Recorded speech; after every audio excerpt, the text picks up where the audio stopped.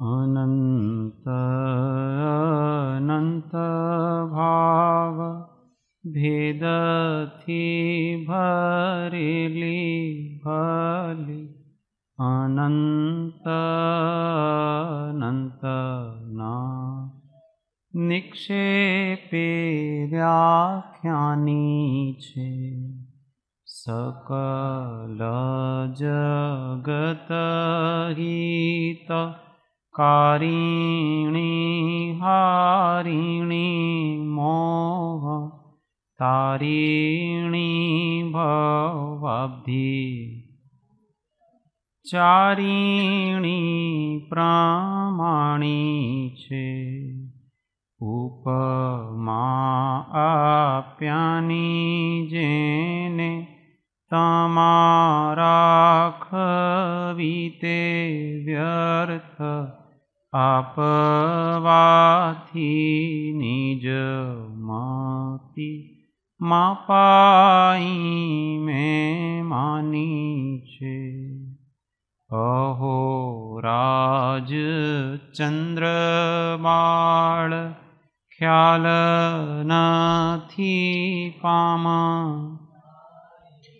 जिनेश्वर ताणी वाणी जाणी तेणे जाणी छे गुरुराज ताणी वाणी जाणी तेणे जाणी छे मोक्षमार्गस्य नेतारं भेतारं कर्मभूभृतां ज्ञातारं विश्वतत्त्वानां वन्दे तद्गुणलब्धये वन्दे तद्गुणलब्धये ओ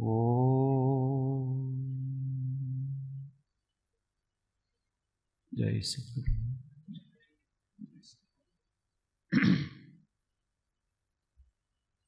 स्वाध्याय में श्री तत्वार्थ प्रबोधिनी प्रस्तावना पृष्ठ संख्या 40 हिंदी में, गुजराती में पृष्ठ संख्या 38।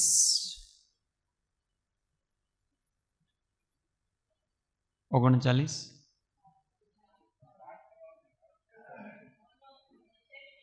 हाँ। आत्मा में से अब मोक्ष की बात करेंगे।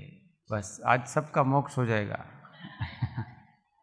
फिर खत्म, मुक्त। मोक्ष को समझना भी एक प्रकार का मोक्ष है।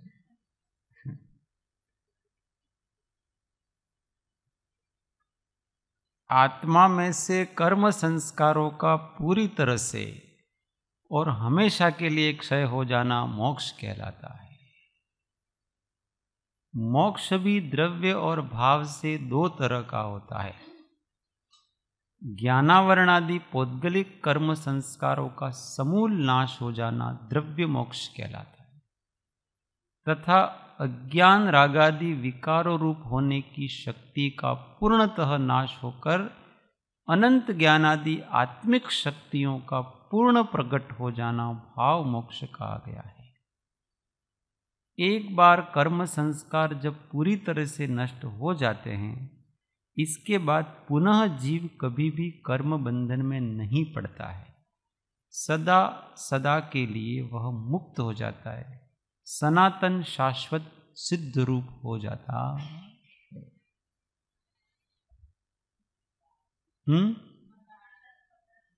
ऐसे तो लखी दो। किरण भाई आ बधी वस्तु तमारे ध्यान राखो। तमारी पुस्तक में एक्स्ट्रा शब्द लखी दो, शाश्वत न आगळ सनातन। नवी आवृत्ति में तमे कोई पण गलती हो ने तमारे लखी देवानी, ए नवी आवृत्ति में आपणे सुधारीशुं। किरीट भाई अमारा सुधारक छे, એટલે તમારે બધું ધ્યાન રાખવાનું। હિન્દીમાં હોય તો હું લખી દઉં છું यहाँ, પણ ગુજરાતીમાં તમારે ધ્યાન. तो आत्मा में से कर्म संस्कारों का पूरी तरह से और हमेशा के लिए क्षय हो जाना मोक्ष कहलाता है. तो जितने भी संस्कार पड़े हैं कर्म के रूप में जो भी हैं वो सब पूरी तरह से नष्ट, पूरी तरह से और हमेशा के लिए, दोनों, टोटल एंड हमेशा. वो काल की अपेक्षा से, पूरी तरह से वो संस्कारों की अपेक्षा से. मोक्ष भी द्रव्य और भाव से दो तरह का होता है. ज्ञानावरण आदि पौद्गलिक कर्म संस्कारों का समूल नाश हो जाना द्रव्य मोक्ष कहलाता है. 4 प्रकार के मोक्ष बताए थे ना. कौन कौन से? 4 स्टेज. दृष्टि मोक्ष, कषाय मोक्ष, भाव मोक्ष और द्रव्य मोक्ष. अच्छा, कौन से गुण स्थान में कौन कौन सा मोक्ष होता है वो कौन बता सकता है? माइक रखो. कौन से गुण स्थान में कौन सा मोक्ष होता है, कौन बताएगा? श्रुति बेन सिवाय कोई? हाँ, रेखा बेन.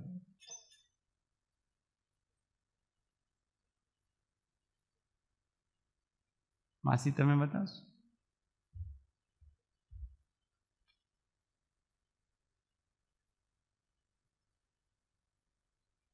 ગોચવાઈ ગયું છે.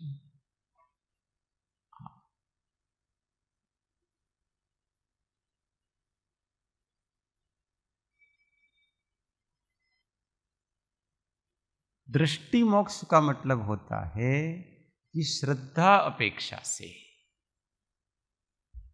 कि उसको ऐसी प्रतीति हो गई है कि मैं द्रव्य कर्म, भाव कर्म और नो कर्म से रहित हूं.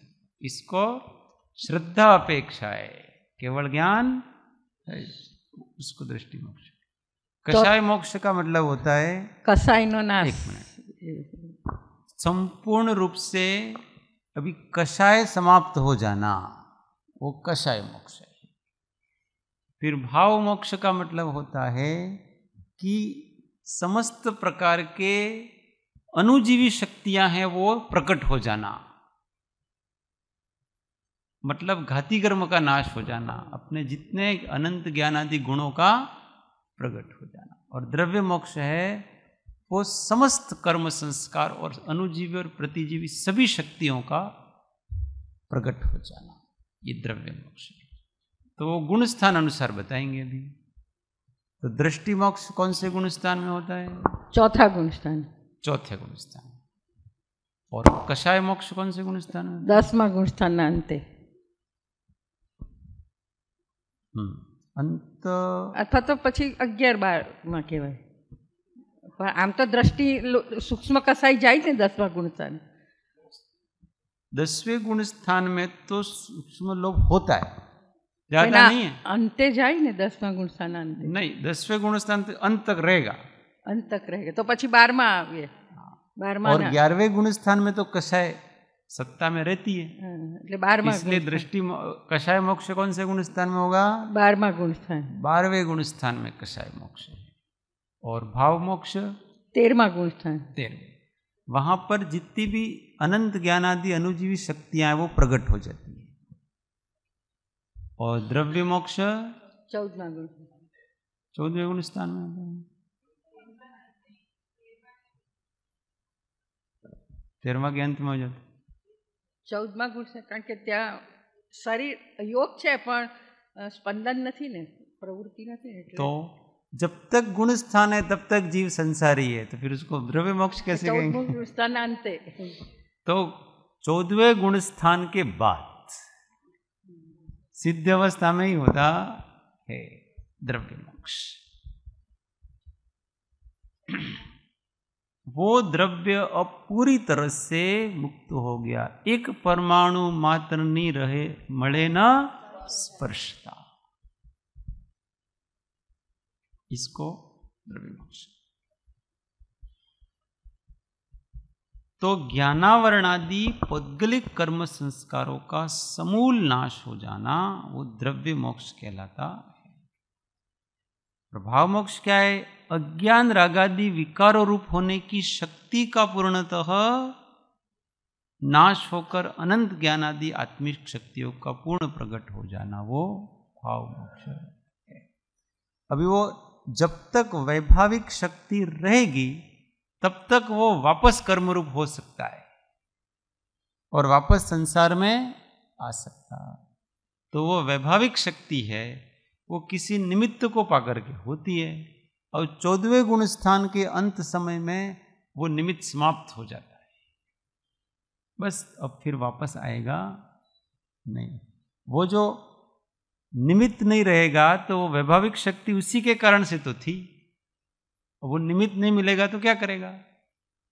इसलिए वो वैभाविक शक्ति भी कुछ नहीं कर सकती निमित्त के बिना। अब कार्मण वर्गणाएं भले हो उसके प्रदेशों पर वो कर्म रूप नहीं होगी। क्यों कर्म रूप नहीं होगी? कर्म रूप होने के लिए जीव के अज्ञान आदि भाव चाहिए और अज्ञान आदि भाव के लिए उसको कर्म चाहिए, कर्म का उदय चाहिए। तो कर्म का उदय भी उसके कर्म हो तो कर्म का उदय हो, अब कर्म ही नहीं है तो कर्म का उदय कहां से होता है? बीज समाप्त हो चुका है। जब बीज समाप्त होगा तो अभी वृक्ष कभी होगा नहीं, बीज समाप्त, उसको मोक्ष कहते हैं। एक बार कर्म संस्कार जब पूरी तरह से नष्ट हो जाते हैं, इसके बाद पुनः जीव कभी भी कर्म बंधन में नहीं पड़ता, सदा सदा के लिए वह मुक्त हो जाता है, सनातन शाश्वत सिद्ध रूप हो जाता है। एक बार वो बीज समाप्त हो गया, बीज नष्ट कर देंगे तो कभी उगेगा नहीं। ऐसे एक बार अपनों ने ये प्रयत्न कर लिया, अब बार बार प्रयत्न करने की जरूरत नहीं है। इसलिए ध्यान किस पे रखना है अपने को? अपनी वृत्तियों को क्षय करने, ऐसी क्षय की जाए कि फिर से उगे नहीं। इसलिए समझ समझ करके कषायों को निकालने का है, ना समझी में दबाने का नहीं है। समझ कभी दबाना भी पड़ता है पर बाद में उसको समझ करके खत्म करने का। पहले तो किसी को रोकना है तो पहले दबाना ही पड़ता है और फिर दबा करके उसको ठंडा करना और फिर उसको नष्ट करने का प्रयत्न करना चाहिए। उसमें धीरज रखने का, जल्दबाजी का काम नहीं है ये, शांति रखो। और इसके लिए जब हम वस्तु के स्वरूप को समझेंगे तो ये काम जल्दी हो। मुझे क्रोध नहीं होना चाहिए, मान नहीं होना चाहिए, ये नहीं होना, ऐसा करने से थोड़ी होता है। कौन से कारण से ये नष्ट होते हैं? हर एक कोई भी वस्तु पैदा होती है तो उसका कारण होना चाहिए ना, कारण के बिना तो पैदा होगी नहीं। तो और उस कारण को नष्ट कर दिया जाए तो होगी।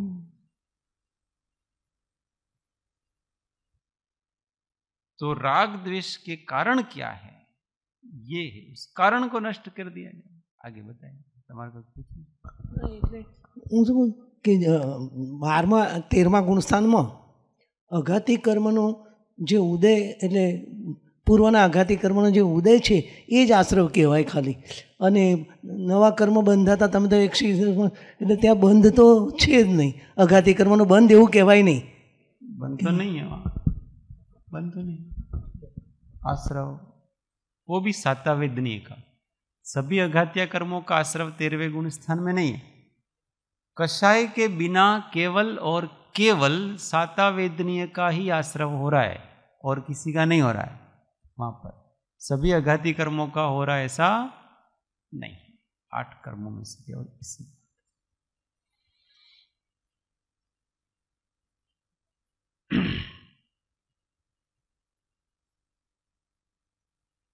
एक बार कर्म की सत्ता समाप्त हो गई, शक्ति भी समाप्त होगी, तो फिर वो आवागमन से मुक्त होता। इसलिए कुछ लोग कहते हैं कि भगवान अवतार लेते हैं। अब ये बात गलत सिद्ध हो जाती, समझ में आए? अगर हम यूं कहें कि भगवान अवतार लेते हैं तो क्या मानना पड़ेगा? कुछ कर्म बाकी है। भगवान अवतार नहीं लेते हैं, महापुरुष अवतार लेते हैं, ज्ञानी अवतार लेते हैं, भगवान अवतार नहीं लेते।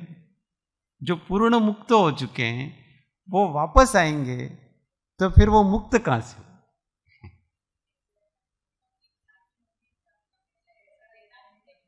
हाँ, तो वो ऐसा कि यदा यदा ही धर्मस्य ग्लानिर्भवति भारत। तो ये बात वास्तव में भगवान नहीं लेते हैं, महापुरुष लेते हैं कि समय समय पर ऐसे युग पुरुष जन्म लेते हैं कि जिनके अभी कर्म को पूरी तरह से खपाना बाकी है। इसलिए कहते हैं कि ऋषभ देव के 10 अवतार हुए। कितने? महावीर स्वामी के 10 अवतार हुए। कितने? सबके अपने अपने। सम्यक दर्शन होने के बाद जो जो जन्म होते हैं मुक्ति पर्यंत, उसको अवतार कहते हैं। क्या कहते हैं? वीतराग विज्ञान। पर जो अन्य जगह अवतार कहते हैं वो तो पूर्ण भगवान है और उन्होंने अवतार लिया, तो ऐसा होता नहीं। अगर भगवान होकर के अवतार लेंगे तो वो फिर वापस, फिर तो उनका तो कभी मोक्ष ही नहीं हुआ, तो वापस बंधन में पड़ गए। इसलिए अवतार क्या होता है वो समझना, कि कोई महापुरुष है कि इसको आत्मज्ञान हो गया, अब उसने अपने भगवत स्वरूप को जान लिया, अब उसके अंदर से पाप बुद्धि समाप्त हो जाती है। अब उसके लगातार पुण्य का ही बहुत जबरदस्त उदय रहता है, पुण्य ही बांधता है, उदय भी पुण्य का रहता है, इसलिए वो कभी दुर्गतियों में जाता नहीं है। और उसके कारण से, उसके योग बल से जब तक पूरी तरह से वो मुक्त नहीं होता है, तब तक बहुत से लोगों का कल्याण होता है। सम्यक दृष्टि जीव का जन्म जहां होगा, उसके निमित्त से बहुत से लोगों का कल्याण होगा, क्योंकि सम्यक दृष्टि जीव का प्रभाव इतना होता है कि वो सबसे पहले तो राजा, महाराजा, सम्राट, ऐसा बड़ा व्यक्ति बनता है, छोटे मोटे गरीब और ऐसे बनता नहीं। तो उसको तो उसके कर्म खपाने, पर उसके शुभ कर्म बाकी हैं। मन वचन काया की प्रशस्त प्रवृत्तियां ही करेगा, अप्रशस्त प्रवृत्तियां नहीं करेगा। तो इसलिए लोगों का खूब कल्याण होता है इससे। इसलिए कहते हैं कि जब जब धर्म की हानि होती है तो कोई ऐसा जीव जन्म लेता, तो ऐसे कोई महापुरुष आ जाते हैं, उनका भी काम हो गया, वो अपने कर्म खपाते हैं, उनके कर्म खपाने के चक्कर में दूसरे जीवों का कल्याण हो जाता है। और मुख्य काम तो उनका, इसलिए कहते हैं ज्ञानी जीव का जीवन होता है वो 2 कारण से होता है जन्म, एक अपने कर्म खपाने के लिए, एक लोगों के कल्याण के लिए। इस प्रकार उनको लोगों का कल्याण करना ऐसा नहीं, उनको तो अपनी पूर्णता करनी है, पर उसके चक्कर में बहुतों का कल्याण हो जाता, क्योंकि उनके केवल पुण्य कर्म का ही बाकी रहता है। और जो पुण्यवान जीव जहां होता है ना, वहां के लोगों में समृद्धि होगी, सुख होगा, शांति होगी, संपत्ति होगी, सब अच्छा अच्छा होगा। जहां ज्ञानी होते हैं, धर्मात्मा होते हैं, वहां सब जगह अच्छा अच्छा ही होता, उनका योग बल है।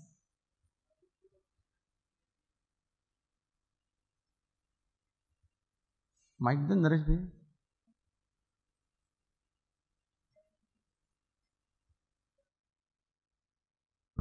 ओ, अभी जो तीर्थंकर के जीव है, श्रीनिक महाराजा का जीव, और जो नरक में है, और श्री कृष्ण भगवान का जीव वो भी नरक में है, और तीर्थंकर होने वाले हैं, तो वो भी कल्याण करते होंगे उसके आसपास में जो भी जीव होंगे उसका। यस, अभी उनके निमित्त से भी कल्याण हो रहा है।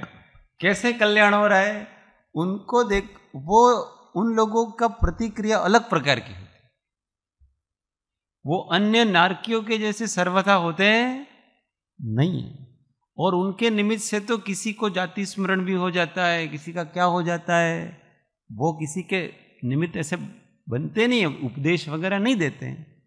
फिर भी, और जब उनकी आयुष्य पूरी होती है, पूरी होने आते तो 6 महीने पहले देव उनकी रक्षा करते हैं, उनके चारों तरफ एक परकोटा बना देते हैं, अब कोई नहीं आ पाएगा वहां पर, उसको कोई कष्ट, नरक संबंधी कोई कष्ट नहीं पड़ने देंगे वहां पर वो देव, इतना उनका अतिशय होता।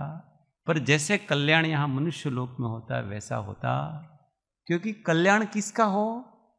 जो अपना कल्याण इच्छे। कोई भी महापुरुष हो, ज्ञानी हो, परंतु किसी जीव को अपना कल्याण करना ही नहीं तो वो कैसे करे? उसकी कल्याण करने की पात्रता ही नहीं है। तो नारकी जीवों में पात्रता ही नहीं है कि जो सम्यक दृष्टि नारकी हैं, ये इसमें ये प्रश्न उठाया है। जब तन निमित्त की बात आएगी, तन निसर्गाद अधिगमाद्वा, तो कहाँ कहाँ किस किस के निमित्त से सम्यक दर्शन होता है।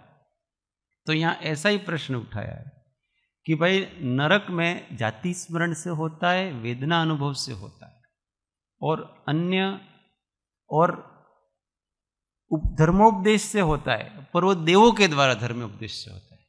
तो प्रश्न ऐसा उठाया कि वहां के नारकी, हर एक नरक में नारकी है, तो वो नारकी दूसरे नारकी जीवों को उपदेश देकर के सम्यक दृष्टि नहीं कर सकते? कर सकते कि नहीं कर सकते? तो भाई ये प्रश्न है। तो भाई इसका उत्तर इस प्रकार से दिया गया है कि वो नहीं कर सकते। क्यों नहीं कर सकते? क्योंकि सामने वाले में इतना द्वेष भरा हुआ है कि वो उसकी बात सुनना नहीं चाहता, वो तो लड़ाई करना चाहता है। किसी का अभी राम रावण को उपदेश देंगे तो रावण को लगेगा, युधिष्ठिर दुर्योधन को उपदेश दे तो वो लगेगा उसको, तो वो तो ये तू मुझे क्या समझाता है, ऐसा करके उसके उपदेश को मानेगा। तो नरकों में सम्यक दृष्टि जीव, तो फिर वो उपदेश देते हैं कि नहीं देते हैं? तो नहीं देते। अब उसके उपलक्ष्य में फिर दूसरा प्रश्न बनाया, तो क्या उनको उपदेश देने की बात, सम्यक दृष्टि के 8 अंग होते हैं, तो उसमें प्रभावना और वात्सल्य 2 चीज होनी चाहिए उनमें। तो उनको उपदेश देने की भावना नहीं होती, इसका मतलब उनके वात्सल्य भाव नहीं है, और प्रभावना भी, तो सम्यक दर्शन के अंग में खोट है भाई, तो उनका सम्यक दर्शन अपंग है। तो ऐसा भी नहीं, उनके 8 अंग हैं, परंतु वात्सल्य उसी के प्रति रखा जाता है जो उसका पात्र हो। प्रभावना भी, प्रभावित भी उसी को किया जाता है जो प्रभावित होना चाहे, वो होना ही नहीं चाहता है, दुष्ट व्यक्ति है, इसलिए वो मध्यस्थ रहते हैं कि भाई यहां अपनी बात चलेगी, उल्टी बात चलेगी। दुष्ट व्यक्ति उल्टे प्रकार के थे, उनको आप समझाने जाओ तो उल्टा लेते हैं, तू मेरे को समझाना है ऐसा करके, और इस कारण से उनके बोध का असर नहीं होता है। होते ही पहले बात तो उनको बोध देने की इच्छा ही नहीं होती है। अपने यहां भी तो देखा जाता है कि अपात्र जीव होते हैं तो वहां ज्ञानी महात्मा लोग ज्यादा बोलते नहीं, चुपचाप रहते हैं, सामान्य बन करके रहते हैं। कोई ज्ञानी धर्मात्मा कोई आ जाए और ऐसे कुछ, तो उनको उत्साह आ जाता है, फिर पात्र आ जाता है, उत्साह हो जाता है, फिर बोलेंगे, खुल करके बोलेंगे, अच्छे से बोलेंगे। पर सामान्य जो सुनना भी नहीं चाहते हैं, रूटीन हो गया है, तो ठीक है, अपने मौन होकर के अपनी साधना, क्योंकि यहां पर प्रयत्न करने का कोई फल निकलेगा नहीं, इस प्रकार से समझना। इसलिए घर में, अब ज्ञानी घर में भी है और घर वालों को उपदेश नहीं देगा, क्यों? घर वाले मानेंगे ही नहीं। उनके लिए तो वो कहावत आती है ना, अच्छी कहावत नहीं है, घर की मुर्गी ऐसी होती है, घर न जमाई ढेड बराबर, कैसा कहते हैं ऐसा ही होता है। तो ऐसा है, इसलिए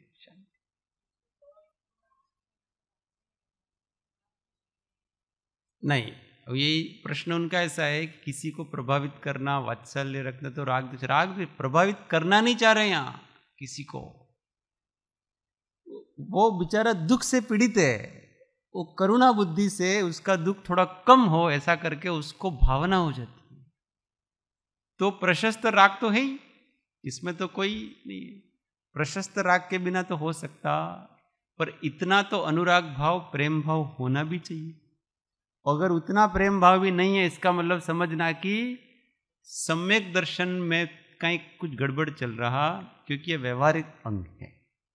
तो इतना होता है, भले वो प्रवृत्ति रूप ना हो तो भी उस गुण स्थान में होता है। कौन से गुण स्थान में होता है? चौथे, पांचवे और छठे, यहां तक ही होता है। वास्तव में ये दूसरों के प्रति वात्सल्य, मार्ग की प्रभावना, उपगुहनत्व, स्थितिकरण दूसरों का करना, ये वास्तव में परमार्थ से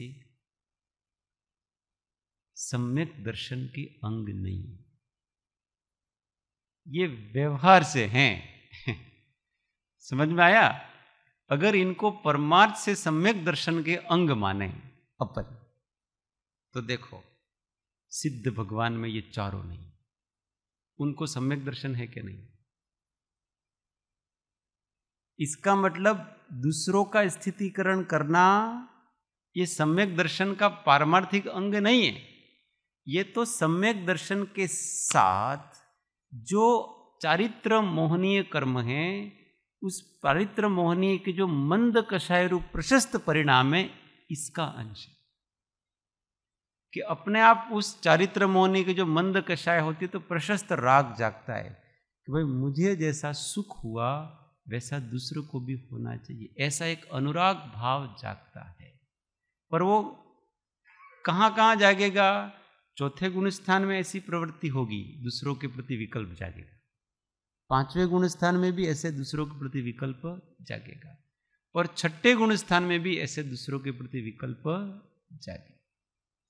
पर में जो हो रहा है वो वास्तव में वस्तु के स्वरूप का अंगभूत नहीं है। और अगर इनको अंग माने तो सिद्ध भगवान इन चार अंगों से रहित, तो उनका सम्यक दर्शन तो आधा हो गया, क्योंकि उनके अंदर तो न तो प्रभाव न गुण है, वो किसी को प्रभावित भी नहीं करते। उपदेश, चलो तीर्थंकर केवली भगवान तो उपदेश देते हैं, तो उनके अंदर तो प्रभाव ना हुई ऐसा मान सकते, और उनके तो आश्रय में सब रहते हैं तो वात्सल्य भी मान सकते हैं। उनके आश्रय से सब लोग स्थितिकरण को प्राप्त होते हैं तो वो भी मान सकते हैं, पर सिद्ध भगवान में तो ये भी नहीं है। इसलिए व्यवहारिक अंग हैं, तो उसके साथ साथ ये होते हैं, इसलिए उपचार से ऐसा कहा जाता है कि ये सम्यक दृष्टि के अंग होते, पर ये पर के सापेक्ष है। चार गुण हैं अंग, वो पर सापेक्ष हैं, और पहले आगे के चार हैं वो स्वसापेक्ष, और जो स्वसापेक्ष है वो पारमार्थिक हैं, पर सापेक्ष हैं वो सभी औपचारिक है। ऐसा समझना ये अंतरंग वस्तु है। इसलिए कोई व्यक्ति मौन है, अब मुनिराज है, जंगल में मौन होकर के साधना कर रही है, किसी की प्रभावना नहीं कर रहे, किसी का स्थितिकरण नहीं कर रहे, किसी के प्रति वात्सल्य दर्शा नहीं रहे, तो भी उनके अंदर है कि नहीं? तो वो जब तक उस गुणस्थान में, तब तक वो ऐसा अनुराग भाव उनके अंदर है। उसके लिए प्रवृत्ति करना ही जरूरी नहीं है, पर आगे के गुणस्थानों में वो अनुराग भाव चला जाता है। सर्वजीव करु शासन रसे, ऐसे सम्यकदर्शी धर्मात्मा का भाव होता है, तो वो कहाँ लगा सकते हैं, किस तरह से लगाएंगे? ये चौथे से लगा करके छठे गुण स्थान में ऐसे भाव होते, मतलब वो व्यवहार हो गया वो भी। हाँ, तो ये राग है ना, दूसरे जीव पर के प्रति, तो वो अनुराग है। तो वो सम्यक दर्शन तो आत्मा का मूल गुण है। आत्मा के मूल गुण में कहीं पर भी राग नहीं है, ऐसे विकल्प नहीं है कि दूसरों का भला करूं, ऐसे विकल्प आत्मा में नहीं है। आत्मा जब विकारी होता है तब ऐसे भाव जाते हैं। तो ये आत्मा का विकार है, थोड़ा। तो तीर्थंकर नाम कर्म इसी से बंध रहा है, तो वो बंधन है कि मुक्ति है? पता उससे बंधा है कि बंधा के छूटा? इस भाव से तो वो बंध रहे हैं। समझ में आ रही बात? तीर्थंकर नाम कर्म का बंध हो रहा है तो वो बंधन में आ रहे हैं कि मुक्त हो रहे हैं? बंधन में आ रहे हैं। अब उस तीर्थंकर नाम कर्म के कारण से क्या होगा पता है? बस अब उनको गांव गांव नगर नगर घूमते रहना पड़ेगा। आज समोशरण इधर लग रहा है, कल उधर लग रहा है, कल इधर लग रहा है, और सब जगह घूमते रहेंगे। उनको तो कोई इच्छा, ये उसका फल है, संसार उसका फल। प्रत्येक कर्म का फल संसार है, ऐसा पारमार्थिक वस्तु से। हाँ, फिर परंपरा से उसके जो भी हो, पर कर्म तो संसार का ही कारण। जैसा वस्तु है वैसा बराबर जान लेना। इसलिए ऐसे भाव नहीं करना कि मेरे को तीर्थंकर प्रकृति का बंध हो। ऐसी जिसकी अगर भावना है और ऐसा करके ऐसे भाव करता है कि जगत के सब जीवों का कल्याण हो, क्यों? क्योंकि मुझे तीर्थंकर प्रकृति का बंध हो, उसको कभी नहीं होगा। ये तो एक निष्काम भाव उस समय आता है, उस भूमिका में होता है, साहजिक। हाँ, कृपालु देव કીધું છે ને, જો કે તીર્થંકર થવાની ઈચ્છા નથી, પણ તીર્થંકરે કર્યું છે તે કરવાની ઈચ્છા છે। तीर्थंकर तो नहीं होना है, पर तीर्थंकर ने जो किया, उन्होंने कितना कठोर तप किया, वो कहेंगे। हमको तीर्थंकर होना, ऐसे स्पष्टता रखना। ये पूछ रहे कि सर्वथा सब सुखी था, वैसा क्या बोल रहे हैं? तो इसलिए कि अन्य अन्य विचार तो बहुत आते हैं, तो कम से कम दूसरों का सुखी ऐसे विचार करेंगे तो हमारा मन शुद्ध होगा। दूसरों के लिए पवित्र कल्याणकारी भावनाएं भानी चाहिए। इससे धीमे धीमे क्या होगा? इसमें कोई स्वार्थ नहीं है, पर हाँ अनुराग भाव है, पुण्य प्रकृति का आश्रय है। अगर आप आत्मा में दिन रात स्थित हो सकते हो तो ऐसा भी मत सोचो, केवली भगवान ऐसा भी नहीं सोचते। और हम ऐसा तो होता नहीं हमारे, तो दूसरे दूसरे बहुत से विकल्प आते हैं। तो कम से कम ऐसे विचार करना कि दूसरों का कल्याण। आत्मा के विचार निरंतर तो कर नहीं सकते, तो फिर मन को शुद्ध करने के लिए, अपनी स्वार्थ वृत्ति को दूर करने के लिए ऐसी भावनाएं भाना, इस जगत के सब जीवों को कल्याण हो, कोई दुखी नहीं हो, कोई रोगी नहीं हो, कोई पीड़ित नहीं हो, किसी, और मेरे मन वचन काय के निमित्त से तो किसी को दुख हो ही नहीं, जरा भी कष्ट नहीं हो। मेरे निमित्त से अगर होना हो तो किसी को प्रसन्नता हो, सुख हो, ऐसा मैं भाव करूं। ये एक अच्छी भावनाएं हैं। ऐसी भावनाएं हमेशा आत्मा को शुद्ध करती हैं, आनंद देती हैं, प्रसन्न करती हैं, भूमिका बनाती है निर्विकल्पता की। ऐसे करनी चाहिए। ओम। जो आत्मा के 10 धर्म कहे हैं, उसको भी अपन 2 भाग कर सकते हैं। व्यवहार 10 धर्म जैसे, हाँ। और निश्चय मतलब वो भले सिद्ध परमात्मा है, लेकिन निश्चय से वो गुण उसमें प्रकट हुए हैं, क्योंकि आत्मा के 10 धर्म ही है। ये बराबर।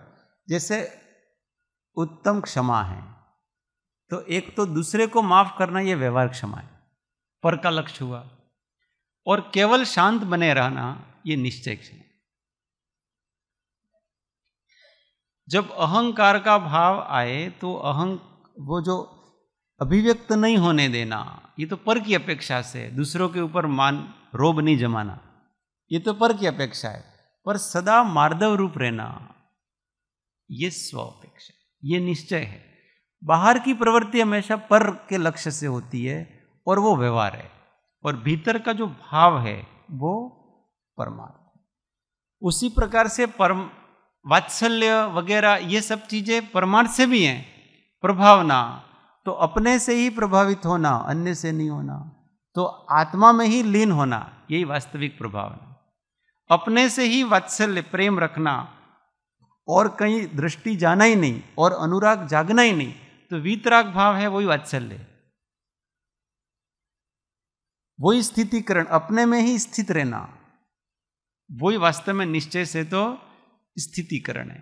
ऐसे परमार्थ और व्यवहार जानना, जहां भी पर आ गया वहां राग आ गया और वहां पर व्यवहार हो गया, इतना समझ। स्व है वहां कोई विकल्प पर का नहीं, वो सही है निश्चय। इसलिए वस्तु का स्वरूप दोनों प्रकार से समझना, निश्चय से भी समझना और व्यवहार से भी समझना। निश्चय से जो वस्तु का स्वरूप है वो वास्तविक स्वरूप है, व्यवहारिक स्वरूप है वो वास्तविक स्वरूप नहीं है, ऐसा कहा जाता है। बस इतना समझ। अब आगे, इस तरह से पूर्वोक्त प्रकार से जीवादि तत्वार्थों को जानकर, ये इसी प्रकार से और यही है, अन्य या अन्य प्रकार से नहीं है, इस प्रकार निशंक दृढ़ प्रतीति होना सम्यक दर्शन कहा गया है। अब ये 7 तत्व बताए, क्या क्या बताए थे, ये सब क्या क्या बताए अभी तक? 7 तत्वों का पूरा विवरण किया। अब 7 तत्व ये जैसे बताए हैं उसी प्रकार से अन्य अथवा अन्यथा प्रकार से इदमेव दृश्यमेव तत्वं नान्य चान्यता इत्यकंपाय संभवत सन्मार्ग संशया रुचि। तो इसी प्रकार से ऐसी दृढ़ प्रतीति होना वो क्या है? सम्यक दर्शन। जैसा व्यवहारिक स्वरूप है वैसा व्यवहार से है, जैसा निश्चय से स्वरूप बताया वैसा निश्चय से है, बस ऐसा है, उसको सम्यक दर्शन कहा गया। जीव को जीव जान रहा है, पुद्गल को पुद्गल जान रहा है, और आश्रव को आश्वर जान रहा है, बंध को बंध, संवर को संवर, निर्जरा को निर्जरा, मोक्ष को मोक्ष, इस प्रकार से जो जैसा है वैसा। ऐसा नहीं केवल आत्मा को जानता है वही सम्यक दृष्टि, आत्मा के जानने के में ये सब आ ही जाते हैं, इन सब का जानना। इसलिए 7 तत्वों को जानना ये सम्यक दर्शन है और उसको वैसा ही मानना। इसलिए सम्यक दर्शन की परिभाषा क्या है? तत्वार श्रद्धानम सम्यक दर्शन।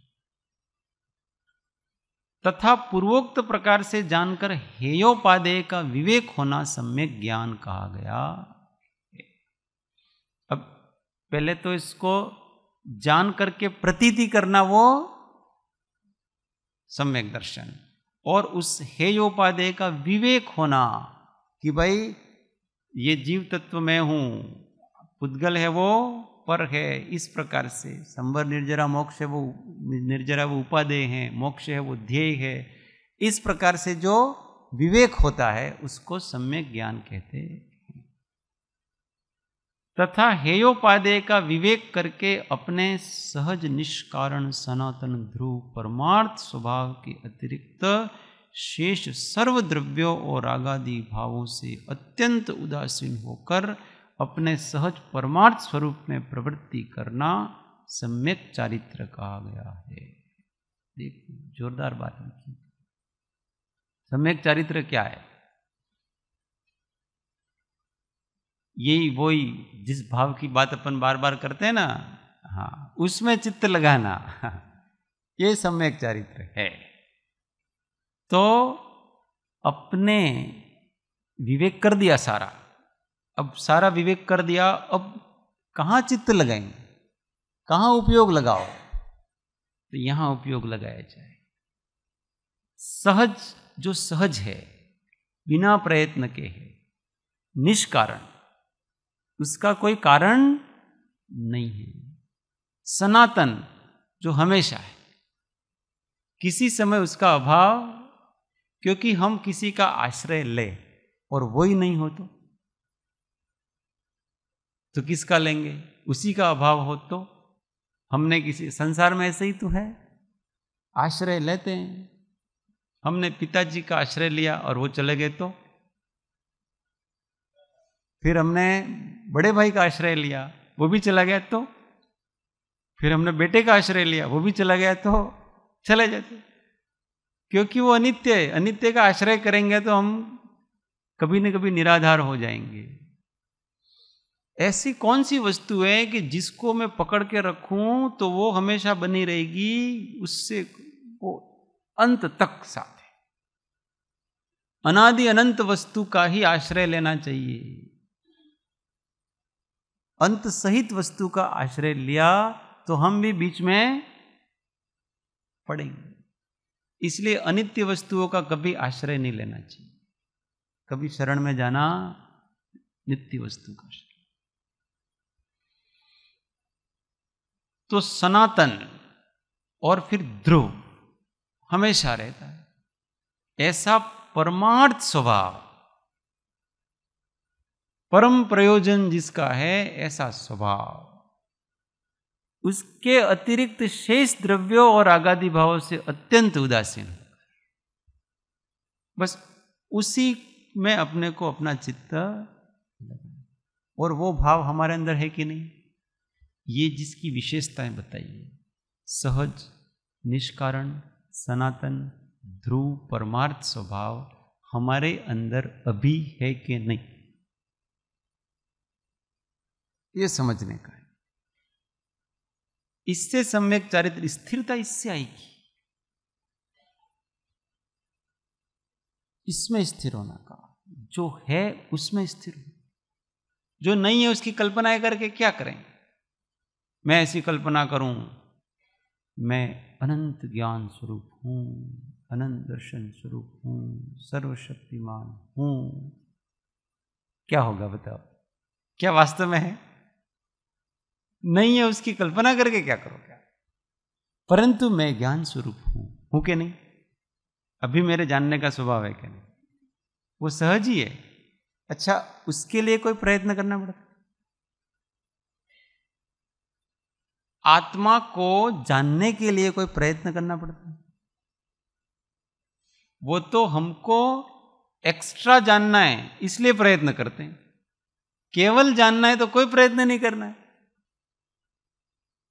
हम जो नहीं जानते वो भी जानना चाहते हैं, इसके लिए हमको प्रयत्न करना पड़ता है।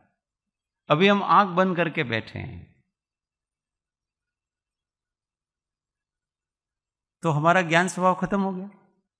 हम कुछ न कुछ जान रहे हैं कि नहीं? बस जो ज्ञान में आए वही जानो, यह है परम परिणाम। एक्स्ट्रा जानने की इच्छा करते हैं, वहां बनते हैं अपन। और इसका आश्रय लेना, वो ज्ञान स्वभाव हमेशा है। दुख को भी हम जान सकते हैं, सुख को भी हम जान सकते हैं, मोक्ष को भी हम जानते हैं, और संसार को भी हम जानते हैं। सब कुछ, वो ज्ञान स्वभाव नष्ट नहीं होता। वो संसार अवस्था में भी है और मुक्त अवस्था में भी, उसको पकड़ लिया। इसी का नाम है अनादि अनंत। वो हर समय उसको पकड़ लिया। अब मोक्ष होना तो भी हो और संसार में रहना तभी हो। हमने मूल वस्तु पकड़ ली। भव मोक्षे पण शुद्ध वर्ते सम। इसलिए तो जब आत्मज्ञान प्रकट होता है तो इतना आनंद आता है, इतना आनंद आता है, इतना आनंद आता है, इतना आनंद आता है। क्यों आता है पता है? उनको चाबी मिल गई। रहस्य मिल गया। अब चिंताएं समाप्त, संशय समाप्त, भय समाप्त, सब समाप्त। क्यों? अब अभी तक वो अटकलें लगा रहा था, ये करूं, वो करूं, ऐसा करूं, वैसा करूं, यहां मन लगाऊं, वहां मन लगाऊं, ये भक्ति करूं, वो भक्ति करूं, ये व्रत करूं, वो व्रत करूं, ऐसा करूं, वैसा करूं, इसके पास जाऊं, इसके पास जाऊं, ये शास्त्र पढ़ूं, वो शास्त्र पढ़ूं, ये विचार करूं, ये विचार करूं, ऐसी अटकलें लगा रहा था। अब उसको जो सहज निष्कारण वस्तु है उसका ख्याल आ गया, ये तो मैं हूं। अब कहीं किसी का आश्रय की कोई जरूरत, स्वाश्रय मिल गया, स्वाश्रय मिल गया उसको, अपना आश्रय मिल गया, और वो कभी खत्म नहीं होगा। और इसलिए जब चाहे तब हम आनंद में रह सकते हैं। आनंद में रहने की चाबी मिल गई। अब आनंद में रहने के लिए परिस्थितियों में फेरफार करने की कोई जरूरत नहीं। मेरा जो सहज स्वभाव है वो आनंदपूर्ण है। मैं मूर्ख हूं जो ऐसा मानता हूं कि मैं दुखी हूं। जो अपने आप को दुखी मानता है वो क्या है? अज्ञानी है, मूर्ख है, क्योंकि दुख तो है ही नहीं। मोह के कारण से, अज्ञान के कारण से हमको भास रहा है। आप सहज हो, आप ज्ञान स्वभावी हो, ज्ञान स्वभाव में दुख कहां से होगा? आपको केवल जानना है, जानने में दुख नहीं। परंतु दुख कहां है पता है? हम अपनी पसंद की अनुभूति करना चाहते, दुख हुआ है।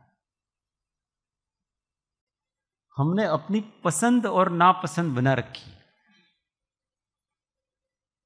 तो बस मेरे ज्ञान में तो मेरी पसंद की वस्तु आनी चाहिए। अब आपकी पसंद की नहीं आई तो ज्ञान में आए उसको सहज स्वीकार करो।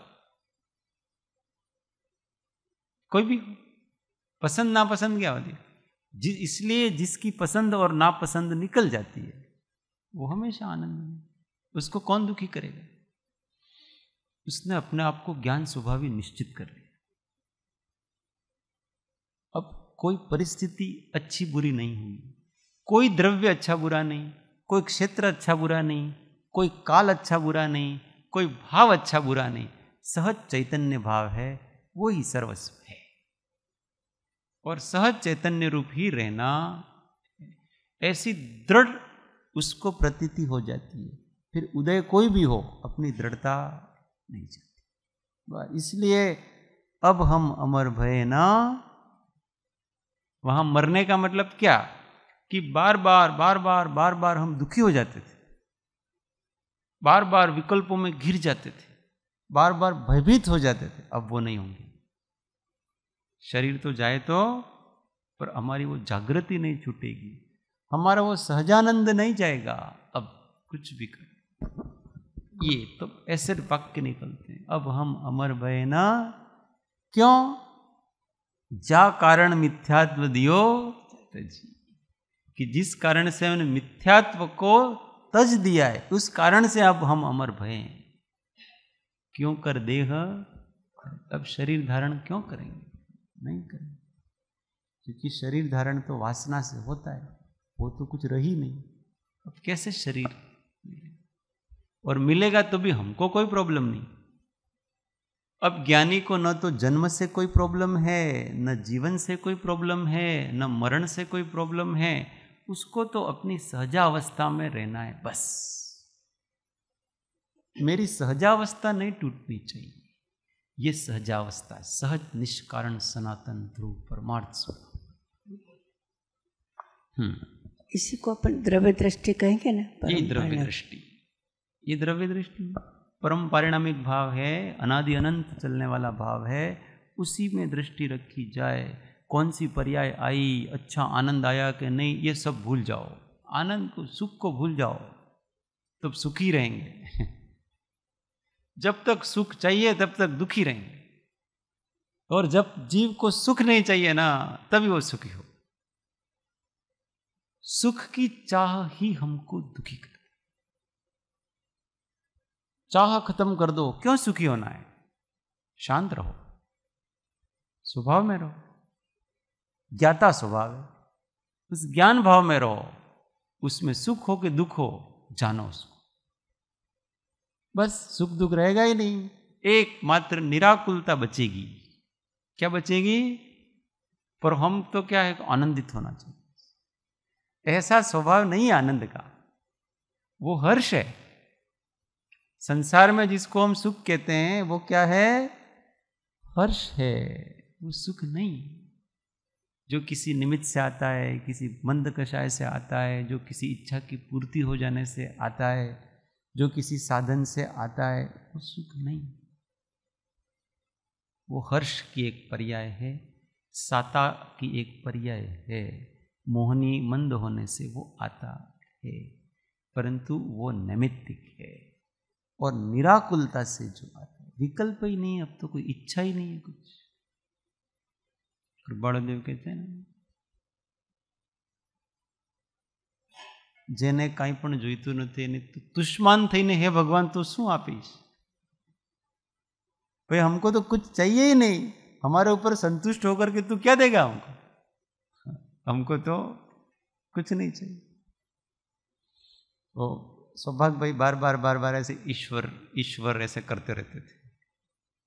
तो क्या ईश्वर की जरूरत भले आपको हो, हमको तो ऐसे कोई ईश्वर की जरूरत, ईश्वर इच्छा की कोई जरूरत नहीं। हम तो संतुष्ट हैं, सुखी है, उससे क्या चाहिए? कुछ भी। ये ब्राह्मी अवस्था है। ये कौन सी अवस्था है? ब्राह्मी अवस्था कहलाती है, ब्रह्मनिष्ठ अवस्था कहलाती है, आत्मनिष्ठ अवस्था कहलाती है। इसका प्रयत्न करना, ये इस भाव में दृढ़ रहना, ये क्या है? और रागादि भावों से अत्यंत उदासीन होकर अपने सहज परमार्थ स्वरूप में प्रवृत्ति करना, वो सम्यक चारित्र कहलाता। हर समय इसी की भावना, ये चारित्र है। इसलिए हर समय आनंद में रहने का। सम्यक दर्शन, सम्यक ज्ञान और सम्यक चारित्र, इनका समवाय ही मोक्ष मार्ग है। समवाय का मतलब होता है समूह। इन तीनों का मिल जाना वो ही मोक्ष मार्ग है, तथा इनकी पूर्णता ही साक्षात मोक्ष है। इनकी पूर्णता हो जाना वही साक्षात मोक्ष है। सम्यक दर्शन तो चौथे गुणस्थान में एक क्षायिक की अपेक्षा पूर्ण हो जाता है। सम्यक ज्ञान है वो 13वें गुणस्थान में पूर्ण हो जाता है, और सम्यक चारित्र है वो 14वें गुणस्थान के अंत में पूर्ण हो जाता है। इस प्रकार से इनकी पूर्णता हो गई मोक्ष। इस तत्वार सूत्र ग्रंथ में इन्हीं का विस्तार से सूत्रात्मक शैली में निरूपण किया गया है। इसलिए इसका दूसरा नाम मोक्ष शास्त्र भी है। ये तत्वार सूत्र में ये क्या, इसी का वर्णन है। सम्यक दर्शन, सम्यक ज्ञान और सम्यक चारित्र का वर्णन है। और किसे? सूत्रात्मक शैली में एक एक सूत्र होंगे इसमें। इसमें 10 अध्याय और 357 सूत्र हैं। वो श्वेतांबर आमनाय में थोड़े बहुत कम ज़्यादा भी हैं, पर ये मूल रूप से दिगंबर आमनाय के हिसाब से मैंने इसको लिखा है। तो 310 अध्याय हैं और 357 सूत्र हैं। इनका यथाशक्ति गुरुओं के कृपा प्रसाद से प्राप्त निर्मल बुद्धि के द्वारा हमने विवेचन कर यह तत्वार्थ प्रबोधिनी नामक टीका रची। तो जो भी गुरुओं से सीखा है, कहां से गुरु चालू होते हैं? महावीर भगवान की परंपरा से लेकर के गौतम स्वामी ने, गौतम स्वामी से फिर परात्पर आचार्य हुए, उनके आचार्य ने, फिर ऐसा करते करते करते करते करते सब ये गुरुओं की परंपरा आई अपने, और अपने साक्षात गुरु के सानिध्य में जो जो भी प्राप्त किया है, उससे ये तत्वार्थ प्रबोधिनी नामक टीका और लिखा है निर्मल बुद्धि के द्वारा। निर्मल बुद्धि का क्या आशय है यहाँ पर? कि किसी प्रकार के कषाय व राग द्वेष व पक्षपात के कारण से, किसी प्रयोजन से, कोई लाभ, पूजा, कीर्ति आदि की इच्छा से नहीं, निष्पक्ष भाव से वस्तु का स्वरूप जैसा बताया गया है आगम में, ऐसा अपनी जितनी बुद्धि चली उस बुद्धि के अनुसार से ये किया गया है। परंतु फिर भी अपनी बुद्धि का तो कहीं न कहीं लिमिटेशन होगी। आशा और विश्वास रखते हैं कि देश भाषा में रचित यह कृति प्राथमिक, माध्यमिक और उच्च, इन तीनों श्रेणियों के साधक के लिए रत्नत्रय की आराधना में सहायक सिद्ध होगी, निश्चित होगी। ये प्राथमिक कक्षा वालों के लिए भी है, माध्यमिक कक्षा वालों के लिए भी है, और उच्च महाव्रत आदि उनके लिए भी ये उपयोगी, सबके लिए उपयोगी। यद्यपि इस बात का पूरा ध्यान रखा गया है कि इसमें सत्यार्थ आगमोक्त सत्य का ही निरूपण हो, तथापि मति की अल्पता के कारण कहीं सत्य के विपरीत कुछ निरूपण भाषित हो तो वह अल्पज्ञता के कारण है, अभिप्राय पूर्वक नहीं, ऐसा समझना चाहिए। वैसे ध्यान पूरा रखा है, पूरी तरह से सारी खिड़कियां सब खोल करके रखी हैं, परंतु फिर भी अल्पज्ञता है। केवल ज्ञानी ही संपूर्ण सत्य कह सकते। तो अल्पज्ञता के कारण से, बुद्धि के विपर्यास के कारण से कहीं भी कोई भी गड़बड़ हो सकती है। तो क्या करना, गड़बड़ दिखे तो हाँ, अभिप्राय पूर्वक तो वो गड़बड़ है नहीं, इसलिए उसको अभिप्राय पूर्वक नहीं किया ऐसा समझना। इनका कोई इंटेंशन होगा यार, गलत रास्ते चढ़ा देना, इनको गलत रास्ते पे चढ़ाना, सही रास्ते पे चढ़ाना है, पर कहीं कोई भूल हो तो अपने को क्या करना, सुज्ञजन उसे सुधार कर सत्यार्थ ही ग्रहण करें। सुज्ञजन का मतलब जो विवेकी हैं, वो उसको सुधार करके ग्रहण करेगा। आपको ये गलत है भाई, तो उसको फिर अपनी मति से नहीं, आगम से विशिष्ट विचार करके अगर गलत लगे तो, बाकी सांप्रदायिक दृष्टि से गलत सही नहीं करना इसमें। एवं हमें भूल के लिए क्षमा करें, ऐसी पाठकों से विनम्र प्रार्थना। और कुछ इसमें गलत हो गया तो भगवान की साक्षी में और सबकी साक्षी में क्षमा याचना है। सत्पुरुषों का योग बल जगत का कल्याण करे। इस प्रकार से ये तत्वार्थ प्रबोधिनी की प्रस्तावना है। अपना यहाँ विश्लेषण का कार्य पूरा हुआ। तब इसके ऊपर अपनों ने एक सब गहन अध्ययन करें, इसके लिए एक परीक्षा का आयोजन किया है। तो कल आपको वो पेपर दिए जाएंगे स्वाध्याय के बाद। कल अपना एक ऐसा सेशन रहेगा सुबह में कि किसी को रिवीजन नहीं, किसी को कुछ भी प्रश्न हो इससे संबंधित, कहीं कोई समझ में नहीं आ रहा है, कोई क्या हो रहा है, तो वो सब अपने अपने तैयारी करके आएंगे। तो जो भी, जिसको भी कुछ भी क्लैरिटी करनी है इसके ऊपर, रिवीजन एक स्वाध्याय में नहीं हो सकता। तो कोई भी शंका हो किसी प्रकार की तो वो कल के सुबह के सेशन में अपन कर लेंगे। इसके बाद पेपर सबको दिया जाएगा।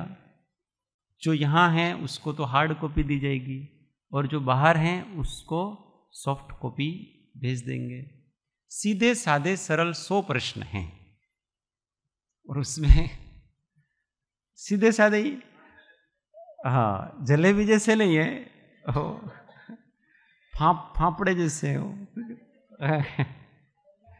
सीधा। तो और नहीं, अब देखेंगे तो पता पड़ जाएगा। और सभी प्रश्नों के उत्तर इसमें से मिल जाएंगे, परंतु देख करके किसी को नहीं लिखना है। इसको जितने बार पढ़ना हो उतना पढ़ लेना, पर पेपर देते समय बिना देखे लिखने। इसी का नाम परीक्षा है। नहीं तो देख देख के लिखने का नाम तो कुछ नकल करने का तो कोई अर्थ है नहीं। और इसके लिए कल 10 तारीख को पेपर दिया जाएगा और 2 दिन बढ़ा दिया, 15 तारीख तक वापस दे सकते हैं। तो 5 दिनों में आप सोचना, विचारना, प्रश्न के ऊपर सोच विचार कर सकते हैं कि जैसे अपने, और कुछ भी, पर दूसरे को पूछना नहीं। पेपर तो दे देंगे, फिर पढ़ लोगे आप, फिर पढ़ करके कैसे विचार करोगे यार, अच्छा आप प्रश्न नु सोचे भाई तुम बता दो। ऐसा दूसरों से डिस्कस नहीं करने का। या तो आप पूरा अच्छी तरह से पढ़ डालो और फिर लास्ट दिन ही देखो उसको, जिस समय भरना है उसी समय देखो, तो वो अपनी परीक्षा होगी। हमको अपनी परीक्षा करनी है कि भाई मुझे ये जो सामान्य 7 तत्वों का ज्ञान है उसकी क्लैरिटी कितनी हुई है। नंबर की चिंता मत करना, यहाँ कोई नंबर सुनाए नहीं जाएंगे। आपको आपके नंबर भेज दिए जाएंगे चुपके से, किसी का कोई नंबर बताया जाएगा नहीं, परंतु तैयारी अच्छे से करना। सबको इसके लिए शुभकामनाएं।